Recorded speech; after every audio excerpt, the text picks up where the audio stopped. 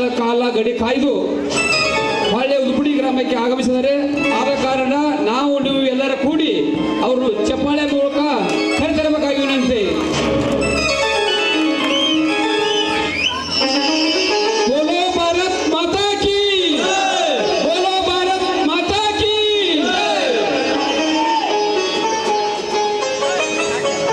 ನಿಮ್ಮೆಲ್ಲರ ಪ್ರೀತಿ ಅಭಿಮಾನಕ್ಕೆ, ನನಗೆ ಜನ್ಮ ನೀಡಿದ ಈ ಪುಣ್ಯ ಭೂಮಿಗೆ ನಾನು ಯಾವತ್ತೂ ಚಿರುಣಿಯಾಗಿದ್ದೀನಿ.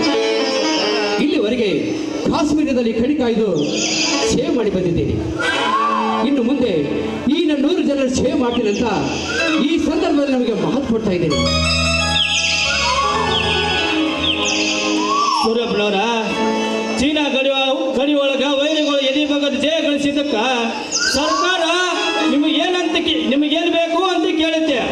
ಆಗ ನೀವು ಏನು ಹೇಳಿದ್ರೆ ಗೊತ್ತೇನ್ರಿ, ಸರ್ಕಾರದವ್ರಿಗೆ ನಮ್ಮ ಉದುಪುಡಿ ಊರಿಗೆ ಮೂಲ ಸೌಕರ್ಯಗಳಿಲ್ಲ ಅಂತ ಹೇಳಿದಾಗ ಸರ್ಕಾರದವರು ನಮ್ಮ ಉದುಪುಡಿ ಊರಿಗೆ ಶುಚಿತ್ವವಾದ ಶಾಲೆಗಳು, ಆಸ್ಪತ್ರೆಗಳು, ರೋಡ ಮತ್ತು ನೀರಿನ ನಳ ಇನ್ನಿತರ ಸೌಕರ್ಯಗಳನ್ನ ಉದುಪುಡಿ ಊರಿಗೆ ಒದಗಿಸಿ ಕೊಟ್ಟಾರ ಅಂತೇಳಿ ಟಿವಿ ಒಳಗೆ ಹೇಳಿದ್ರೆ ನಾವು ಕೇಳಿದ್ವಿ.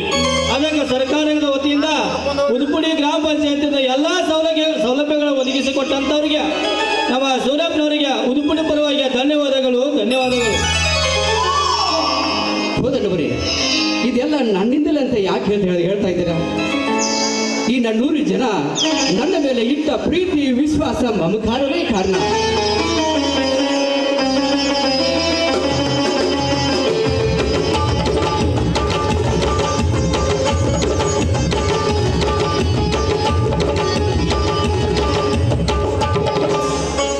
ಈ ಜಗತ್ತಿನಲ್ಲಿ ಪವಿತ್ರವಾದ ಸ್ಥಾನ ಅಂದರೆ ಎರಡೇ. ಒಂದು ಅಮ್ಮನ ಮಡಿಲು, ಇನ್ನೊಂದು ಅಪ್ಪನ ಹೆಗಲು. ಅವ್ವ ನನ್ನ ಎದೆಯೊಳಗ ಸಂಸ್ಕಾರದ ಬೀಜ ಬಿತ್ತಿದ್ದಳು. ಅಪ್ಪ ತನ್ನ ಹೆಗಲ ಮೇಲೆ ಹೊತ್ತುಕೊಂಡು ಇಡೀ ಪ್ರಪಂಚದ ಜ್ಞಾನ ಮಾಡಿಸಿದ. ಇನ್ನು ಹೆಗಲ ಮೇಲೆ ಕೈ ಹಾಕಿದ ಗೆಳೆಯರು ಆತ್ಮವಿಶ್ವಾಸ ತುಂಬಿದರು. ಇನ್ನು 100 ಗುರು ಹಿರಿಯರು ಅನುಭವದ ಪಾಠ ಹೇಳಿಕೊಟ್ರು. 3 ದಶಕಗಳ ಕಾಲ ಈ ಮನೆಯನ್ನು ನಂದಾದೀಪವಾಗಿ ಬೆಳಗುತ್ತಾ ನನ್ನ ಸುಖ ದುಃಖ ಭಾಗಿಯಾದವಳು ನನ್ನ ಶ್ರೀಮತಿ ಸುಮತಿಯವಳು. ನಾನು ಹುಟ್ಟಿದ ಮೇಲೆ ಬದುಕಲು ಆಶ್ರಯ ಕೊಟ್ಟು ಸತ್ತ ಮೇಲೆ ಶಾಶ್ವತವಾಗಿ ಮಲಗಲು ಜಾಗ ಕೊಡುವಳು ನನ್ನ ಭೂಮಿಯ ತಾಯಿ ಅಂದ್ರೆ ನನ್ನ ಭಾರತ ಮಾತೆ. ಈಗಾಗಲೇ ಭಾರತ ಮಾತೆಯ ಸೇವೆ ಮಾಡಿದ್ದೀನಿ ಅಷ್ಟೇ. ನಾನು ಕಾಶ್ಮೀರದ ಗಡಿಯಲ್ಲಿ ಪಾಕಿಸ್ತಾನವನ್ನು ಪಕ್ಕು ಪಡೆದು ಸಾವಿರಾರು ಜನ ಸುಟ್ಟು ಹಾಕಿ ಮತ್ತೆ ನನ್ನ ಉದುಪುಡಿ ಊರಕ್ಕೆ ಜೀವಂತವಾಗಿ ಕಾಲಿಟ್ಟಿದ್ದಕ್ಕೆ ಕಾರಣ ಈ ನನ್ನ ತಾಯಿಯ ಋಣ, ಇಲ್ಲಿರುವ ಮಣ್ಣಿನ ಗುಣ. ಈ ನನ್ನ ತಾಯಿಯ ಋಣ, ಇಲ್ಲಿರುವ ಮಣ್ಣಿನ ಗುಣ.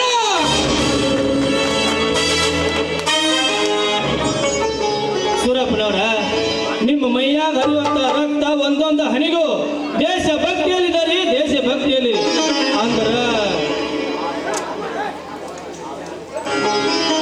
ಅಂದ್ರ ಏನು ಗೊತ್ತವರೇ ನೋಡಿ, ಎಷ್ಟೊತ್ತಂತ ನಿಂತ್ಕೊಂಡೆ ಮಾತಾಡ್ತೀರಾ. ನಾನು ನಿಮಗಾಗಿ ಕಾಶ್ಮೀರದಿಂದ ಯಾಪ ತೆಗೆದುಕೊಂಡು ಬಂದಿದ್ದೇನೆ. ಎಲ್ಲರೂ ತಿಂದ್ಕೊಂಡೆ ಮನೆಗೆ ಹೋಗೋರಂತೆ. ಬನ್ನಿಪ್ಪ. ಅಯ್ಯೋ ರೀ, ಇವರೆಲ್ಲ ಬರ್ತಾರಂತ ಹೇಳಿ ಇಷ್ಟವಾಗಿರೋ ಸಿಹಿ ಅಡಿಗೆ ಮಾಡಿದ್ದೀನಿ, ಊಟ ಮಾಡಿರಂತೆ. ಆಪಲ್ ತಗೊಂಡ್ ಬಂದಿದಾರಂತೆ. ಆ ಸಟ್ ನನಗೆ ಬೇಕಾಗೈತಿ ರೀ ಅವರ. ಆಪಲ್ ಸಟ್. ಆಪಲ್ ಅಂದ್ರೆ ಮೊಬೈಲ್ ಅಲ್ಲಪ್ಪ, ಅದು ತಿನ್ನೋ ಆಪಲ್ ಅದು. ಸರಿ ಬನ್ರಿ, ಊಟ ಮಾಡೋರಂತೆ. ಅವರ ಈಗ ಹೆಂಗಾರು ಅಪ್ಪಾರ ಬಂದಾರ, ಇವತ್ತಂತ ನಿಮ್ಮ ಮನ್ಯಾಗ ನಾವು ಬಿಡಂಗಿಲ್ಲ. ನೀವು ಎಲ್ಲಾರ ಬರ್ತಾರಂತ ಕಾಲ ತಗೊಂಡು ಹಂಗೆ ಅಂದಿರ್ಬೇಡ್ರಿ. ನಾವು ಇವತ್ತು ಎಲ್ಲಾರ ಹೋಗಿ ಪಾರ್ಟಿ ಮಾಡ್ಸ್ಕೊಂಡ್ ಬರ್ತೀವಿ. ಮತ್ತೆ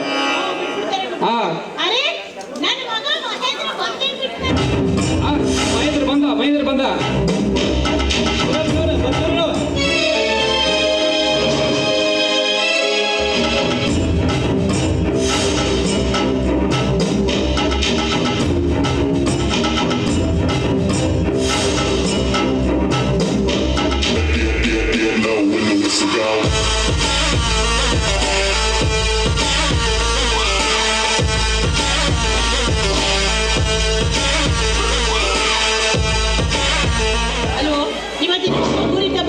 ಗೊತ್ತಿಲ್ವಾ? ರೈಲ್ವೆ ಸ್ಟೇಷನ್ ಹೋಗಿ ನಿಮ್ಮ ಅಪ್ಪನ ಕರ್ಕೊಂಡು ಬರೋದು ಬಿಟ್ಟು ಎಲ್ಲಿ ಹೋಗಿದ್ದ ಊರ್ ಸುತ್ತಕ್ಕೆ? ಮಹೇಂದ್ರ, ನನ್ನ ಸ್ವಾಗತ ಮಾಡಬೇಕು ಅಂತ ಈ ಊರಿನ ಜನ ಎಲ್ಲ ರೈಲ್ವೆ ಸ್ಟೇಷನ್ಗೆ ಬಂದಿದ್ರು. ಆ ಸಾವಿರಾರು ಜನರ ಮಧ್ಯದಲ್ಲಿ ನನ್ನ ಎರಡು ಕಣ್ಗಳು ನಿನ್ನೆ ಹುಡ್ತಾ ಇದ್ದಪ್ಪ. ಆದರೆ ಅಲ್ಲೆಲ್ಲಿ ನಿನ್ನ ಸುಳುವೇ ಕಾಣಿಸಿಲ್ಲ. ಹೋಗ್ಲಿ, ಈಗಲಾದ್ರೂ ಬಂದಿಯಲ್ಲ, ಹೇಗಿದೆಯಾ ಕಂದ? ಸರಿ ಆಚೆ ನೋಡಾಚೆ ಹೆಂಗೆ ಕೇಳಕತ್ತೀನಿ.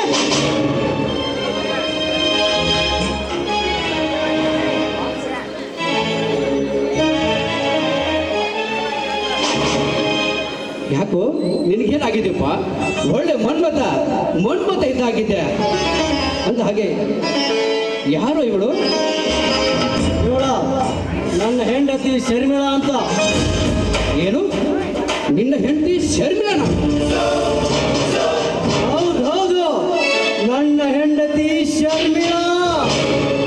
ಏನ್ ಹೇಳ್ತಾ ಇದೀಯೋ ನೀನು ಹೇಳ್ತಾ ಇರೋ ಮಾತು ಕರೆನ ಆಯ್ತು, ಕರೆನೇ ಹೇಳಕತ್ತೀನಿ. ನಾವಿಬ್ರು ಪ್ರೀತಿಸಿ ರಿಜಿಸ್ಟರ್ ಆಫೀಸಲ್ಲಿ ಮದುವೆ ಮಾಡ್ಕೊಂಡು ಬಂದೀವಿ. ನಿನ್ನ ಮುಂದಕ್ಕೆ ಇದೇ ಮನೆಯಾಗಿತ್ತ. ಇಷ್ಟ ಸಾಕು, ಇನ್ನೂ ಏನಾರು ಹೇಳ್ಬೇಕು? ಸಾಕಪ್ಪ ಸಾಕು. ನಿನಗೆ ಜನ್ಮ ನೀಡಿದಕ್ಕೆ ನಮ್ಮ ಜನ್ಮ ಸಾರ್ಥಕವಾಯ್ತಪ್ಪ, ಸಾರ್ಥಕವಾಯ್ತು. 3 ದಶಕಗಳ ಕಾಲ ಬಿಟ್ಟಿಯಲ್ಲಿ ಸೇವೆ ಮಾಡಿ ನಿವೃತ್ತಿ ಒಂದು ಮನೆಗೆ ಬಂದ ಅಪ್ಪನಿಗೆ ಮರೆಯಲಾಗದಂತ ಕಾಣಿಕೆಯನ್ನೇ ಕೊಟ್ಬಿಟ್ಟೆಪ್ಪ, ಮರೆಯಲಾಗದಂತ ಕಾಣಿಕೆಯನ್ನೇ ಕೊಟ್ಬಿಟ್ಟೆ. ಅಲ್ಲ ಕಣ, ಮದುವೆ ಆಗ್ತೀನಿ ಅಂತ ನನಗೊಂದು ಮಾತು ಹೇಳಿದ್ರೆ ಒಳ್ಳೆ ಮನೆತನದ ಹೆಣ್ಣು ಹುಡುಕಿ ನಾನೇ ಮುಂದೆ ನಿಂತು ಮದುವೆ ಮಾಡ್ತೀನಿ. ಯಾರು ಭಿಕಾರಿ ಲಜ್ಜೆಗೆಟ್ಟವರು ಹೊಲಸು ಮಣಿತನದಿಂದ ಬಂದೀನಿ ಅಂತ ತಿಳಿದಿರೇನ್ರಿ? ಮಾತಾಡ್ಬೇಕಾದ್ರ ಮಾತಿನಾಗ ಹೇಳ್ತಾ ಇಟ್ಕೊಂಡ ಮಾತಾಡ್ರಿ. ನೋಡುವ ತಂಗಿ, ಮದುವೆ ಅಂದ್ರ ಅಕ್ಕ ತಮ್ಮ ಅಣ್ಣ ತಂಗಿ ಬಂಧು ಬಳಗ ಗುರು ಹಿರಿಯರು ಎಲ್ಲರೂ ಸೇರಿ ಅಕ್ಷತೆ ಹಾಕೋದಕ್ಕೆ ಮದುವೆ ಅಂತಾರ. ಅಷ್ಟೊಂದು ಹಿರಿಯ ಒಂದು ಮಾತು ಹೇಳಾರೇನ್ರಿ? ಕರ ನೋಡಿ ಹೊಸ ತರ್ಬೇಕಂತ, ಕುಲ ನೋಡಿ ಹೆಣ್ಣು ತರ್ಬೇಕಂತ. ಏನ್ರಿ ಇದು? ಆ? ಏನಿದು? ನಾನು ಕೀಳ್ಸೋದವರು ಯಾರಿಲ್ಲದ ಅನಾಥೆ ಮರ್ಯಾದೆ ಕೆಟ್ಟವಳು ಮಗಳು ಅಂತ ನಿಮ್ಮ ತಾಯಿ ಬಾಯಿಗೆ ಬಂದ ಹಾಗೆ ಮಾತಾಡ್ತಾ ಇದ್ರು. ನೋಡ್ಕೊಂತ ಮಾತಾಡ್ಲಿ, ಹಣದ ಕೊಟ್ಟಿ ಮಾತಾಡಕ್ ಹಚ್ಚಾಕತ್ತೈತಿ.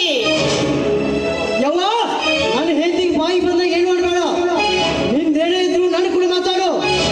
ನನ್ನ ಹೆಂಡತಿಗೆ ಏನು ಅನ್ಕೂಡುದು? ಸುಮತಿ, ನೀನು ಯಾಕೆ ಅವನಿಗೆ ಬೈತಾ ಇದೀಯಾ? ಒಂದೇ ಒಂದು ಕತ್ತೆ ಇರುವಾಗ ಸಹ ಅದರ ಕುದುರೆ ಹಾಗೆ ಸಾಗಿ ಬೆಳೆಸಿದಂತೆ ನಮಗಿರುವನು ಒಬ್ಬನೇ ಒಬ್ಬ ಮಗ. ನಾವು ಕೂಡ ಇವನನ್ನ ಹಾಗೆ ಬೆಳೆಸಿದೀವಲ್ಲ. ಅಂದ್ರೆ ಏನಪ್ಪ ನಿನ್ನ ಮಾತಿನ ಅರ್ಥ? ನಾ ಈ ಕತ್ತೆಗೆ ನೆನಕತ್ತೀರಿ? ನೋಡು, ರಿಟೈರ್ಮೆಂಟ್ ಆಗಿ ಮನೆಗೆ ಬಂದಿ. ಇಲ್ಲಿ ನಿನಗೆ ತಲೆ ತೊಳೆದ, ನಿನ್ನ ತಲೆ ಕೆಳಗೆ ಮಾಡಿ ನಿನ್ನ ಕೈಯಾಡಿ ಕೆಲಸ ಮಾಡಕ್ಕೆ ಇಲ್ಲಿ ಯಾರೂ ಇಲ್ಲ. ರಿಟೈರ್ಮೆಂಟ್ ಆಗಿ ಮನೆಗೆ ಬಂದಿ, ಮಾಡಿ ಹಾಕಿ ನೀ ತಿಂದು ತೆಪ್ಪಗ ಬಿದ್ಕೊಂಡ್ರೆ ಸರಿ.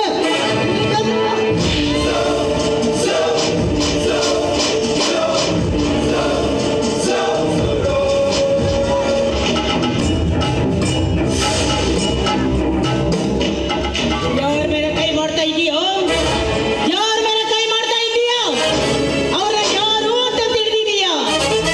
ಈ ಮನೆ ದೇವರು ಅಲ್ಲ, ಈ ದೇಶಕ್ಕ ದೇವರು. ಇವತ್ತೇನಾದ್ರೂ ನೀವು ಕೈಯಾಗ ಮೊಬೈಲ್ ಹಿಡ್ಕೊಂಡು ಚೈನಿ ಮಾಡ್ಕೊಂಡು ಎಂತ ಹುಡುಗರ ಸೀರೆ ಸೆರೆಗೆ ಹಿಡ್ಕೊಂಡು ಸುತ್ತ ಕತ್ತೀರಿ ಅಂದ್ರ ಅದಕ್ಕೆ ಕಾರಣನೇ ಇಂಥ ಯೋಧರು. ಹೆಂಡತಿ ಮಕ್ಕಳು ಮನಿ ಮಠ ಎಲ್ಲ ಬಿಟ್ಟು ಮಳಿ ಚಳಿ ಗಾಳಿ ಏನೇನು ಲೆಕ್ಕಿಸ್ತಾ ತಮ್ಮ ಜೀವದ ಮೇಲಿನ ಹಂಗನ್ನು ತೊರೆದು ನಮ್ಮ ದೇಶದ ಗಡಿ ಕಾಯ್ತಾನಲ್ಲ ಯೋಧ ಅಂತ ನನ್ನ ಗಂಡನಿಗೆ ಎದುರುತ್ತರ ಕೊಡ್ತಾ ಇದೆಯೇನೋ? ತಪ್ಪಾಯ್ತು ಅಂತ ಕಾಲಿಗೆ ಬಿದ್ದು ಕ್ಷಮೆ ಕೇಳು. ಸುಮತಿ, ನೀನು ಅವನಿಗೆ ಬೈದರೆ ಏನು ಪ್ರಯೋಜನ ಸುಮತಿ? ಮಕ್ಕಳನ್ನ ಹೇಗೆ ಬೆಳೆಸಬೇಕು ಅನ್ನುವುದು ಮೊದಲು ನಾವಿಬ್ರು ಹೆತ್ತವರಾಗಿ ನಾವಿಬ್ರು ಅದನ್ನು ಅರ್ಥ ಮಾಡಿಕೊಳ್ಬೇಕು ಕಣೆ, ಅರ್ಥ ಮಾಡಿಕೊಳ್ಬೇಕು. ಒಬ್ಬನೇ ಒಬ್ಬ ಮಗ ಅಂತ ಅವನ ಇಷ್ಟ ಬಂದಾಗೆ ಬೀಳುವುದಕ್ಕೆ ಬಿಟ್ಟವಲ್ಲ, ಅದರ ಪ್ರತಿಫಲ ಇದೆ ಕಣೆ, ಅದರ ಪ್ರತಿಫಲವಿದು. ಮಕ್ಕಳಿಗೆ ಶಾಲೆ ಕಲಿಸಬೇಕು ನಿಜ, ಅದ್ರ ಜೊತೆಗೆ ಸಂಸಾರ ಕಲಿಸಬೇಕು, ದುಡ್ಡಿನ ಬೆಲೆ ಏನು ಅಂತ ಗೊತ್ತು ಮಾಡಿಕೊಡಬೇಕು. ಹಾಗೆ ಮಾಡದೆ ಹೋದ್ರೆ ನಮ್ಮಂತ ಹೆತ್ತವರ ಜೀವನ ಪೂರ್ತಿ ಕಣ್ಣೀರಿನ ಕೊಳದಲ್ಲಿ ಕೈ ತೊಳಿಬೇಕಾಗುತ್ತೆ ಸುಮತಿ, ಕೈ ತೊಳಿಬೇಕಾಗುತ್ತೆ. ಇದಕ್ಕೆ ನಾವಿಬ್ಬರ ಜೀವಂತ ಉದಾಹರಣೆ ಕಣೆ, ಜೀವಂತ ಉದಾಹರಣೆ. ತಾಯಿಯಾದವಳು ಮಗುವನ್ನ 9 ತಿಂಗಳು ಗರ್ಭದಲ್ಲಿಟ್ಕೊಂಡು ಸಾವು ಬದುಕಿನ ನಡುವೆ ಹೋರಾಟ ನಡೆಸಿ ಹೊರಗಿನ ಪ್ರಪಂಚಕ್ಕೆ ಕರೆತರ್ತಾಳೆ. ರೆಕ್ಕೆ ಪುಕ್ಕ ಬಲಿತು ಕೂಡ್ಲೆ ಇಂಥ ಸುಂದರವಾದ ಹೆಣ್ಣು ಸಿಕ್ಕ ಕೂಡ್ಲೆ ಹೆತ್ತವರನ್ನೇ ಮರ್ತು ಬಿಡ್ತಾರ್ರೀ, ಮರ್ತು ಬಿಡ್ತಾರೆ. ಸುಮ್ಮನಿರುವ ಸುಮ್ಮನಿರು. ನನ್ನ ಹೆಂಡತಿಗೆ ಏನು ಹೇಳ್ತೀನಿ ಗೊತ್ತೈತಿ? ತಾಯಿ ಅಂದ್ರೆ ತಾಯಿ, ತಾಯಿ ಅಲ್ಲ ನೀನು, ನನ್ನ ಪಾಲಿನ ಹೆಮ್ಮಾರಿ.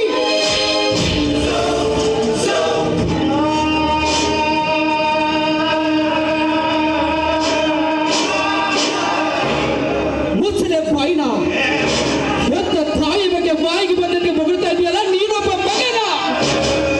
ಹೇ, ನಿನ್ನ 9 ತಿಂಗಳು ಹೊತ್ತು, ನಿನ್ನ ರವರಾಸುಗಳು ಹೊತ್ತು, ನಿನಗೆ ರಕ್ತವನ್ನು ಕೊಟ್ಟು ನಿನಗೆ ಜನ್ಮ ನೀಡಿದ ಈ ತಾಯಿಯನ್ನು ತೀರಿಸಬೇಕಾದ್ರೆ ನೀನು 7 ಜನ್ಮದ ಪುಣ್ಯ ಮಾಡಿರ್ಬೇಕು, ಪುಣ್ಯ ಮಾಡಿರ್ಬೇಕು.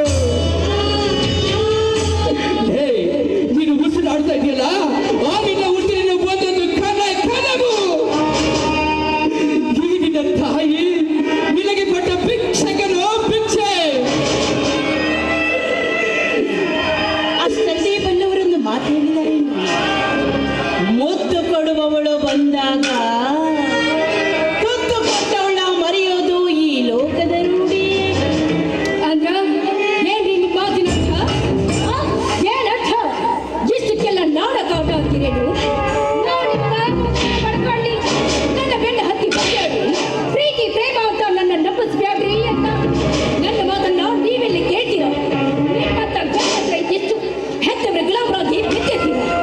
ಸುಮ್ಮನೆ ಅವ್ರು ಹೇಳಿದಾಗ ಅವ್ರು ತೋರಿಸಿದವ್ರನ್ನ ಮದುವೆ ಮಾಡ್ಕೊಂಡು ಮರ್ಯಾಗ ಬಿದ್ದಿರ್ಬೇಕು. ಅದನ್ನ ಬಿಟ್ಟು ನಮ್ಮ ಸಾಮಾಜಿಕ ಹುಡುಗಿರನ್ನ ನಂಬಿಸಿ ನಮ್ಮ ಜೀವನ ಯಾಕ್ರೆ ಹಾಳು ಮಾಡ್ತೀರಾ? ಯಾಕೆ ಹಾಳು ಮಾಡ್ತೀರಾ? ನೋಡು, ನೀನು ಯಾರು ಎತ್ತು ಅಂತ ನಮಗೆ ಒಂದು ಗೊತ್ತಿಲ್ಲಮ್ಮ, ಒಂದು ಗೊತ್ತಿಲ್ಲ. ಮಗನ ಹಣದ ತಪ್ಪಿಗಾಗಿ ಸತ್ತಿಗೆ ಸ್ವಲ್ಪ ಹೋದರಾಡ್ತಾ ಇದ್ದೀವಿ ತಾಯಿ, ಅಷ್ಟೇ ತಾಯಿ, ಅಷ್ಟೇ. ಪ್ರತಿಯೊಬ್ಬ ತಂದೆ ತಾಯಿಯು ತಮ್ಮ ಮಕ್ಕಳ ಬಗ್ಗೆ ಸುಂದರವಾದ ಕನಸಿನ ಗೂಡನ್ನು ಕಟ್ಟಿಕೊಂಡಿರ್ತಾರೆ. ಹಾಗೆ ನಮಗಿರುವನು ಒಬ್ಬನೇ ಒಬ್ಬ ಮಗ. ನಾವು ಕೂಡ ಅವನ ಬಗ್ಗೆ ಬೆಟ್ಟದಷ್ಟು ಸುಂದರವಾದ ಕನಸನ್ನು ಕಟ್ಟಿಕೊಂಡಿದ್ವಿ. ಆ ಕನಸು ಇಷ್ಟು ಬೇಗ ಒಡೆದು ನುಚ್ಚು ನೂರಾಗ್ತೈತಿ ಅಂತ ನಾನು ಯಾವತ್ತೂ ಭಾವಿಸಿರಲಿಲ್ಲ, ನಾನು ಯಾವತ್ತೂ ಭಾವಿಸಿರಲಿಲ್ಲ. ನಿಮ್ಮ ಕಣ್ಣಲ್ಲಿ ನೀರು ಬೇಡ, ನೀವು ಅಳಬಾರ್ದು. ನಿಮ್ಮ ಕಣ್ಣಿಂದ ಕಣ್ಣೀರಲ್ಲರಿ ಬರೋದು. ನಮ್ಮ ದೇಶದ ಮೇಲೆ ದಂಡೆತ್ತಿ ಬರ್ತಾರ ಶತ್ರುಗಳನ್ನ ಸೆದೆಬಡಿಯೋ ಸೇಡಿನ ಕಿಡಿಯನ್ನ ನೋಡ್ಬೇಕೇ ವಿನಃ ಮಣ್ಣಲ್ಲಿ ಕರಗಿ ಹೋಗೋ ನೀರಲ್ಲರಿ, ನೀರಲ್ಲ. ನಿಮ್ಮ ಕಣ್ಣಿಂದ ಒಂದು ಹನಿ ಕಣ್ಣೀರು ಭೂಮಿ ತಾಯಿ ಮೇಲೆ ಬಿದ್ರು ಆ ಭೂಮಿ ತಾಯಿ ನೊಂದ್ಕೊಂತಾಳ್ರಿ, ನೊಂದ್ಕೊಂತಾಳೆ. ಸುಮತಿ, ನಾನು ಗಡಿಯಲ್ಲಿ ಸೇವೆ ಮಾಡುತ್ತಿರುವಾಗ ಒಳ ನುಗ್ಗಿ ಬರುವ ರಕ್ತವನ್ನು ಪಡೆದು ಬಂದು ಮಾಡ್ತಾ ಇದ್ದೆ. ರಕ್ತದ ಕುಡಿ ಹರಿಸ್ತಾ ಇದ್ದೆ, ಶರಾರದಲ್ಲಿ ಸುಟ್ಟು ಬಿಸಾಕ್ತಾ ಇದ್ದೆ. ಆದ್ರೆ ನನ್ನ ಸಂಸಾರ ಎಂಬ ಗೂಡಿನಲ್ಲಿ ಮಗನೆಂಬ ಕೆಂದಿನೊಳ ಹುಟ್ಟಿ ಬಿಡ್ತಲ್ಲ, ನಾನೇನು ಮಾಡಲಿ ಸುಮತಿ, ನಾನೇನು ಮಾಡಲಿ? ಮತ್ತೇನು ಮಾಡೋದೈತಿ? ಕಟ್ಟಿನ ಗೂಡಲ್ಲಿ ಹೊಡೆದು ತಿಂದಾಗ ಜೇನಿನ ಹುಳು ಮತ್ತೊಂದು ಗೂಡನ್ನೇ ಕಟ್ಟುತ್ತೆ ವಿನಃ ಗೂಡು ಹೋಯ್ತಲ್ಲ ಅಂತ ಸತ್ತು ಹೋಗಂಗಿಲ್ರಿ, ಸತ್ತು ಹೋಗಂಗಿಲ್ಲ. ನಡೆ, ನಾನು ಈ ಮನೆಯಲ್ಲಿ ಇರೋದು ಇವರು ಯಾರಿಗೋ ಇಷ್ಟ ಇಲ್ಲ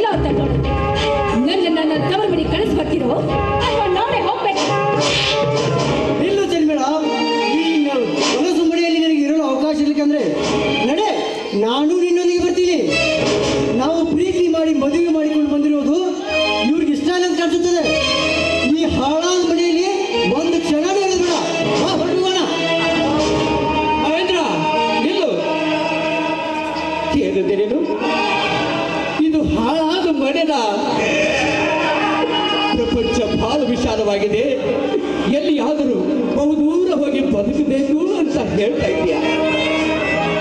ನಿಜ ಕಣೋ, ನಿಜ.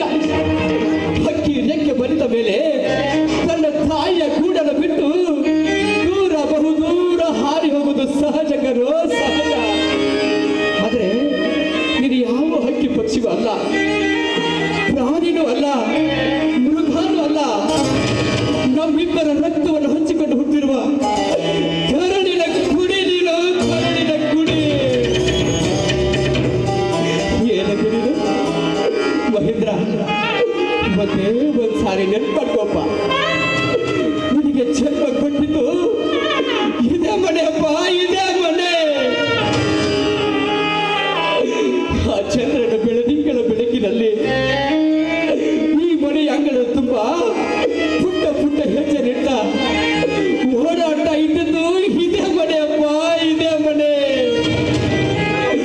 ಇದನ್ನು ತೊಟ್ಟಿಲಲ್ಲಿ ಹಾಕಿ ತೊಟ್ಟಿಲನ್ನು ತೂಗಿ ನನಗೆ ಜೋಗುಳ ಹಾಡಿಸುವ ನಿದ್ರೆ ಕೊಟ್ಟಿತ್ತು ಇದೇ ಮನೆಯಪ್ಪ, ಇದೇ ಮನೆ.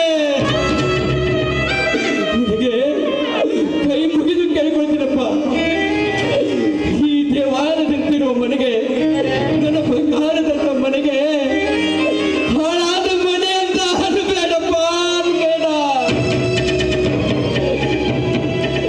ನೋಡಮ್ಮ ತಾಯಿ, ಈ ಮುದಿ ಜೀವನ ಸಂಕಟಗಳ ಮಾತುಗಳಿಂದ ನಿನ್ನ ಮನಸ್ಸಿಗೆ ಏನಾದರೂ ನೋವಾಗಿದ್ರೆ ದಯವಿಟ್ಟು ನಮ್ಮನ್ನು ಕ್ಷಮಿಸಿ ಬಿಡು ತಾಯಿ, ಕ್ಷಮಿಸಿ ಬಿಡು. ನೋಡಮ್ಮ, ನೀನು ಈ ಮನೆಯ ಮಗನ ಕೈ ಹಿಡಿದು ಬಂದಿದ್ದೀಯ. ನಿನ್ನ ಸ್ವಸೆ ಅಂತ ನಾನು ಮನಸಾರೆ ಒಪ್ಪಿಕೊಂಡಿದ್ದೇನಮ್ಮ, ಒಪ್ಪಿಕೊಂಡಿದ್ದೇನೆ. ಈ ಮನೆಗೆ ಮಗನಂದ್ರು ನೀನೇ, ಸ್ವಸೆ ಅಂದ್ರು ನೀನೇ. ಈ ಮನೆಯ ನನ್ನಂತಹ ದೀಪವಾಗಿ ಬೆಳಗಬೇಕು ತಾಯಿ, ಬೆಳಗಬೇಕು. ಮಹೇಂದ್ರ, ನಾವಿಬ್ಬರು ನಿಮ್ಮಿಬ್ಬರನ್ನು ಗಂಡ ಹೇಳ್ತಿ ಅಂತ ನಾವಿಬ್ಬರು ಒಪ್ಪಿಕೊಂಡಿದ್ದೀವಪ್ಪ. ಮಹೇಂದ್ರ, ಹೋಗು, ನಿನ್ನ ಹೆಂಡತಿಯನ್ನು ಒಳಗೆ ಕರ್ಕೊಂಡು ಹೋಗು.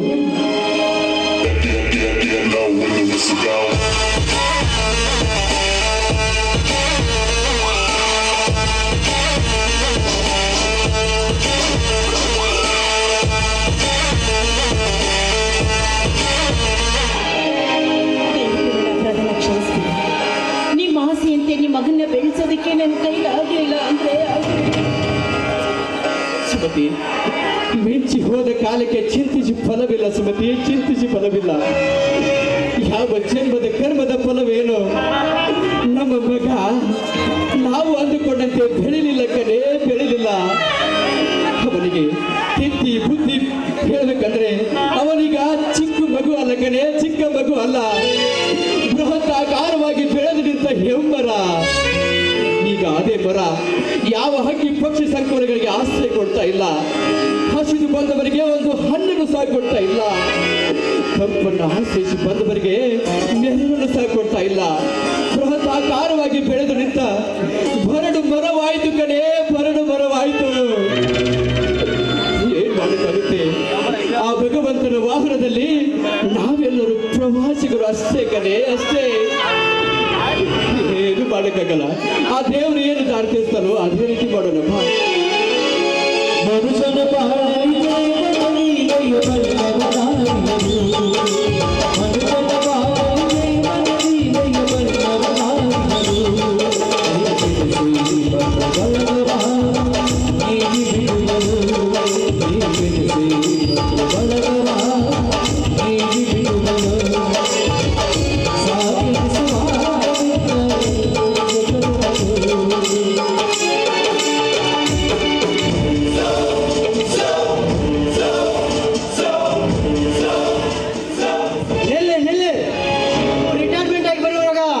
ನಿಮಗೆ ದುಡ್ಡು ಬಂದಿರ್ಬೇಕಲ್ಲ? ಅಲ್ಲ ಕಣ, ನಿಮ್ಮಪ್ಪ ಬರೋದೇ ಇವಾಗ ತಾನೇ ಬಂದಿದ್ದಾರೆ. ಸ್ವಲ್ಪ ಹೊತ್ತು ವಿಶ್ರಾಂತಿಯಾಗಿ ತಗೊಳ್ಳಿ, ನಾಳೆ ಮಾತಾಡಿದ್ರೆ ಆಗಲ್ವೇನೋ? ಸ್ಮೃತಿ, ನೀನು ಹೇಗೆ ಕೋಪ ಮಾಡ್ಕೊಂತೀಯ? ಕೇಳಿಬಿಡಿ, ಕೇಳಪ್ಪ, ನೀನು ಏನು ಕೇಳಬೇಕಂತಿದ್ದ ಕೇಳು. ಎಷ್ಟು ದುಡ್ಡು ಬಂದಿದೆ ಅಂತ ಕೇಳ್ತಾ ಇದ್ದೀನಿ. ಗ್ರಾಜ್ಯುಯೇಟ್ ಇನ್ವೆಲ್ ಫಂಡ್ ಸಿಲಿಂಡರ್ ಸೇರಿ ಒಟ್ಟು 51 ಲಕ್ಷ ರೂಪಾಯಿ ಬಂದಿದೆಯಪ್ಪ. ಆ ದುಡ್ಡು ನನಗೆ ಬೇಕು. ಆ ದುಡ್ಡು ನಿನಗೆ ಬೇಕಾ? ಅಷ್ಟೊಂದು ದುಡ್ಡು ದುಡ್ಡು ಯಾಕೆ ಬೇಕಂತ ಕೇಳ್ಬೋದಾ? ನನ್ನ ಗೆಳೆಯನ ಸೂಡಿ ಪಾರ್ಟ್ನರ್ಶಿಪ್ನಾಗ ಬಿಸ್ನೆಸ್ ಮಾಡ್ಬೇಕಂತ ಮಾಡಿದ್ದೇನೆ. ನನ್ನ ಸ್ನೇಹಿತನಿಗೆ ಮಾತು ಕೊಟ್ಟು ಬಂದಿದ್ದೇನೆ, ಇವತ್ತೇ ಹಣ ತರ್ತೀನಂತ. ಇವತ್ತೇ ಇದೇ ಕ್ಷಣ ಆ 51 ಲಕ್ಷ ರೂಪಾಯಿ ನನ್ನ ಅಕೌಂಟಿಗೆ ಸೇರಬೇಕು. ಓಹೋ, ಆ ದುಡ್ಡು ನಿನ್ನ ಅಕೌಂಟ್ಗೆ ಸೇರಬೇಕು. ಅಡ್ಡಿಲ್ಲ ಕಂಡ.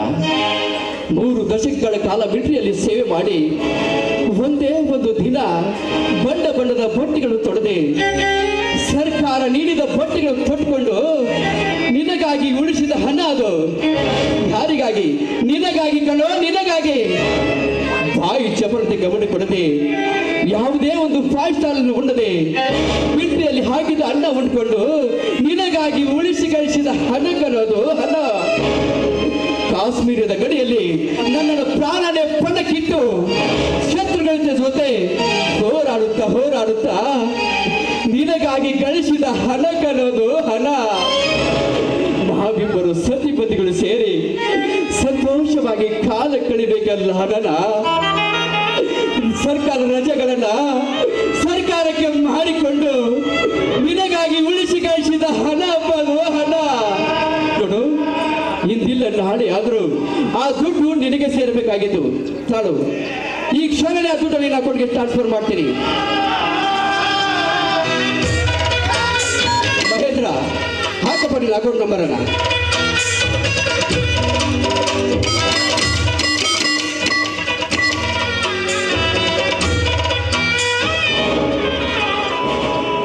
ನೋಡು, ಪೂರ್ತಿ 51 ಲಕ್ಷ ರೂಪಾಯಿ ನಿನ್ನ ಅಕೌಂಟ್